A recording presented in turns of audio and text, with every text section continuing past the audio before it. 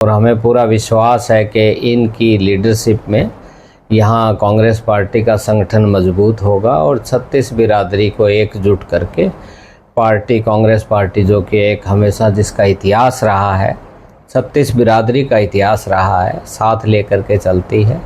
और उनके हित की जब भी सरकारें रही, हित की योजनाएं बनाई गई, उनको धरातल पे लागू किया गया।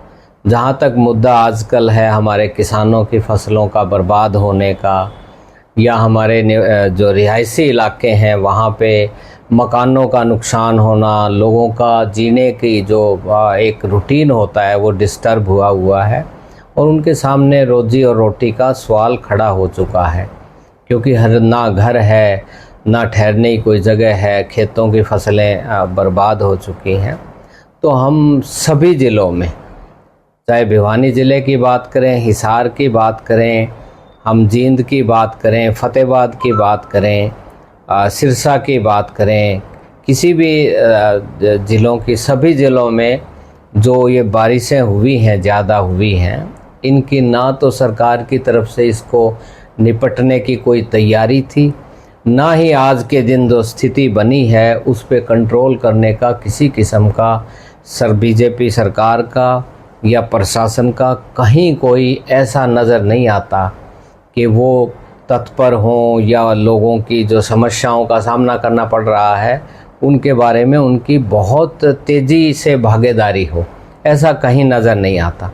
ये बहुत ही दुर्भाग्यपूर्ण स्थिति है। सरकार को इसकी तैयारी रखनी चाहिए थी। पहले से पता होता है कि इस दिनों में आने वाले जो मानसून का मौसम है, इसमें किस तरह की बारिशों का क्या ट्रेंड रहेगा, किस तरह से क्या हो सकता है। किसी भी ड्रेन की सफाई नहीं की गई। हमारे वहाँ पे 3 ज़िलों में हिसार, झज्जर मल्टीपल ड्रेन है, हिसार घग्गर मल्टीपल ड्रेन है, उसकी कहीं कोई सफाई नहीं की गई। हम लोग ग्रीवेंस कमेटी की मीटिंग में गए, वहाँ स्थानीय विधायक ने शोर मचाया और उस मुद्दे पे चर्चा नहीं हो सकी। उसमें इनकी मंशा नज़र आती है। अगर उस ड्रेन की सफाई होती तो वो आप बहुत जितने गांव आबादी के साथ लगते हैं उनको आज नुकसान नहीं पहुंचता, और उसी ड्रेन ने आज तबाही मचाई हुई है। चारों तरफ फसलों का जल चुकी हैं, बर्बाद हो चुकी हैं। बहुत अच्छी कपास की, मूंग की, बाजरा की फसलें थी और बड़ा अच्छा एक बम्पर क्रॉप आनी थी, लेकिन किसानों के साथ ये बहुत बड़ा उनका नुकसान हुआ है। उनको आने वाले दिनों में बिजाई तक की समस्या आएगी, अगली फसल की भी बिजाई नहीं हो पाएगी। तो ये भारतीय जनता पार्टी की सरकार पूर्ण तरह से फेल साबित हुई है और ना ही प्रशासनिक तौर से कहीं कोई इसमें तैयारी की गई, ना ही कोई सहयोग इनका रहा है। देखिए, निश्चित तौर से इस बात में सच्चाई है और ये जो राहुल गांधी जी ने जो मुद्दा उठाया है, इसमें एक बहुत ही इसकी इन्वेस्टिगेशन के बाद ग्राउंड लेवल पे सारी बातें उन्होंने सर्वे करवा करके और फिर ये कंक्लूजन पे पहुँचे हैं और ये सही बात है।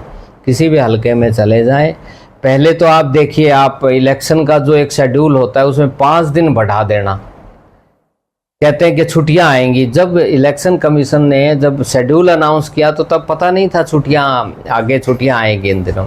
5 दिन वो बढ़ा देना, फिर पोलिंग होना, पोलिंग के जो शाम को सायंकाल में है, पोलिंग के 3 घंटे बाद एक्चुअल परसेंटेज ऑफ पोलिंग हमें पता लग जाती है, लेकिन उसकी परसेंटेज और फिर उसके 6-7 घंटे बाद परसेंटेज को बढ़ा करके दिखाना, तो ये कहीं ना कहीं जो राहुल गांधी जी जो वोट चोरी की बात कह रहे हैं उसमें सच्चाई है।